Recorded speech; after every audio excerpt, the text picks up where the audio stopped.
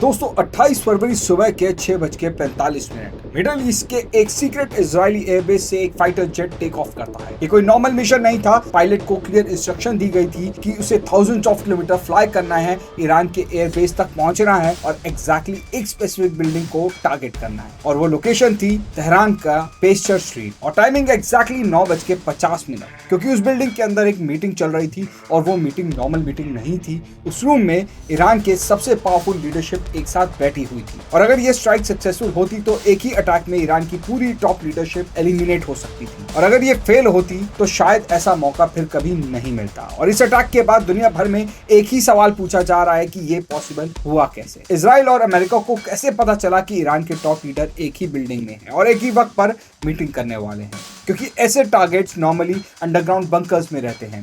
Location constantly change होती रहती है, सिक्योरिटी लेयर्स होती हैं और कम्युनिकेशन एनक्रिप्टेड होता है और सबसे इंपॉर्टेंट मूवमेंट अनप्रिडिक्टेबल होती है। फिर भी टारगेट परफेक्टली कैसे हिट हो गया? मिसाइल ने बिल्डिंग के एक ही स्पेसिफिक सेक्शन को हिट किया और कुछ ही मिनट में ऑपरेशन कंप्लीट हो गया। तो असली स्टोरी यहीं से शुरू होती है, क्योंकि ये सिर्फ एक मिसाइल स्ट्राइक नहीं था, ये एक डिकेड्स लॉन्ग इंटेलिजेंस वॉर का रिजल्ट था। दोस्तों, पब्लिक को जो दिखाया जाता है वो यूजुअली मिसाइल्स, फाइटर जेट्स और एक्सप्लोजन्स होते हैं, लेकिन मॉडर्न वॉर्स का रियल बैटलफील्ड इंटेलिजेंस होता है, इंफॉर्मेशन होता है, डेटा सर्वेलेंस और इन्फिल्ट्रेशन। और इसी गेम में इजराइल की इंटेलिजेंस एजेंसी मोसाद और अमेरिका की CIA दुनिया की सबसे पावरफुल एजेंसीज मानी जाती हैं। इन एजेंसीज का काम सिर्फ स्पाइंग नहीं होता, इनका काम होता है एनिमी को उसके खुद के सिस्टम के थ्रू अंडरस्टैंड कर, उनके लीडर्स की हैबिट, उनके रूटीन्स, उनके कम्युनिकेशन, उनके नेटवर्क्स। और इसी प्रोसेस को इंटेलिजेंस वर्ल्ड में बोला जाता है pattern of life analysis. Simple language में अगर मैं आपको समझाऊं तो किसी भी टारगेट को एलिमिनेट करना है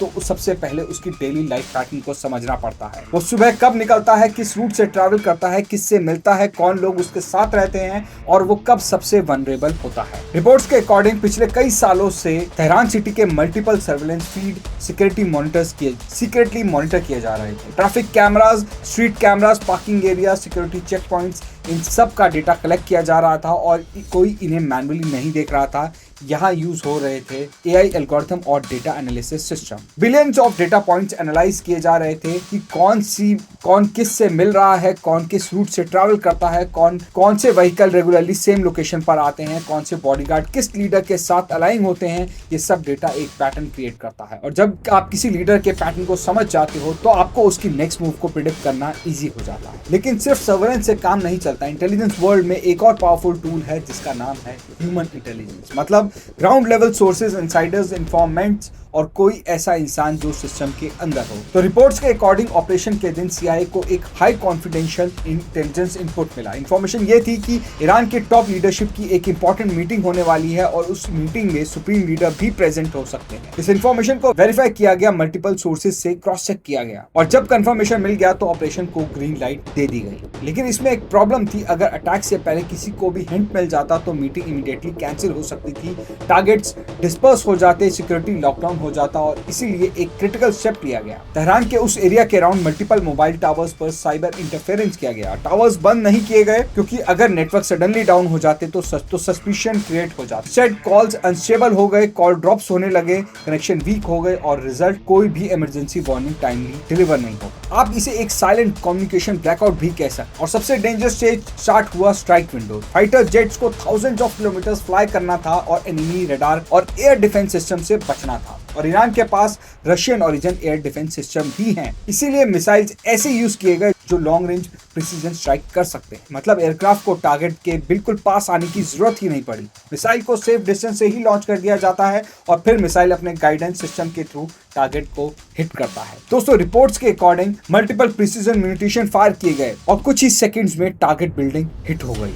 अगर आपको लगता है कि यह ऑपरेशन शॉकिंग था तो हिस्ट्री और भी शॉकिंग है। पिछले 20 सालों में ईरान के multiple nuclear scientist target attack में एलिमिनेट किए गए। कभी मैग्नेट बॉम्ब यूज हुए, कभी रिमोट कंट्रोल एक्सप्लोजिव और एक इंसिडेंट में तो AI कंट्रोल रोबोटिक गन का भी यूज किया गया। एक और फेमस एग्जांपल है स्ट्रेनिक्स साइबर अटैक। ये दुनिया का पहला ऐसा साइबर वेलफेयर ऑपरेशन माना जाता है जिसमें एक कंप्यूटर वर्म क्रिएट किया गया था जो ईरान के न्यूक्लियर फैसिलिटी सिस्टम में इन्फिल्ट्रेट हो गया और सेंट्रीफ्यूजेस को मैनिपुलेट करने लगा। सेंट्रीफ्यूजेस यूरेनियम एनरिचमेंट के लिए यूज होते हैं और उन्हें स्पेसिफिक स्पीड पर स्पिन किया जाता है और ऑस्ट्रोनेट ने उनकी स्पीड आर्टिफिशियली चेंज कर दी और मशीन लिटरली सेल्फ डिस्ट्रक्ट होने लग गई और ईरान को कई महीनों तक ये समझ ही नहीं आया कि आखिर में प्रॉब्लम हुई क्या। सवाल यह कि ये सब क्यों हो रहा है, इसका आंसर जियोपॉलिटिक्स में छुपा है। मिडिल ईस्ट में पावर बैलेंस ग्लोबल पॉलिटिक्स का एक मेजर फैक्टर है और ईरान का न्यूक्लियर प्रोग्राम वेस्टर्न कंट्रीज के लिए एक कंसर्न रहा है। इजराइल ओपनली कहता है कि ईरान को न्यूक्लियर वेपन्स तक पहुंचने नहीं दिया जा सकता और इसी वजह से एक शैडो वॉर चल रही है। कभी साइबर अटैक, कभी सॉबोटेज और कभी टारगेटेड ऑपरेशंस, कभी इंटेलिजेंस मिशन और ये वॉर ऑफिशियली डिक्लेयर नहीं होती लेकिन चुपचाप काम चलता रहता है। लेकिन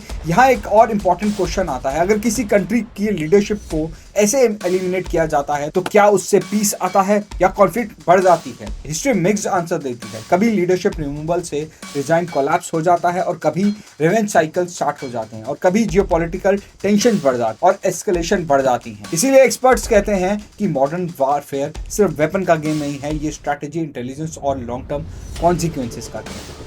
तो इस स्टोरी से एक चीज क्लियर होती है, मॉडर्न वॉर्स फ्रंटियर पर नहीं जीती जाती, वो जीती जाती हैं इंफॉर्मेशन के थ्रू, डेटा के थ्रू और टेक्नोलॉजी के थ्रू। और इसीलिए आज दुनिया का सबसे पावरफुल एजेंसीज स्पाइज नहीं रही, वो डेटा साइंटिस्ट भी बन चुकी हैं और फ्यूचर के कॉन्फ्लिक्ट्स मिसाइल से कम, एल्गोरिथम से ज्यादा डिसाइड होने वाले। दोस्तों, अगर आपको ऐसे डीप जियोपॉलिटिकल ब्रेकडाउन पसंद आते हैं तो अनफोल्ड इंडिया को सब्सक्राइब जरूर करें, क्योंकि यहाँ पर हम हेडलाइंस के पीछे रियल स्टोरी को एक्सप्लेन करते हैं और कभी कभी सबसे इंपॉर्टेंट वॉर्स वो होती हैं जो ऑफिशियली एग्जिस्ट ही नहीं करती। तो मिलते हैं दोस्तों आपसे नेक्स्ट वीडियो में, तब तक के लिए धन्यवाद एंड स्टे सेफ।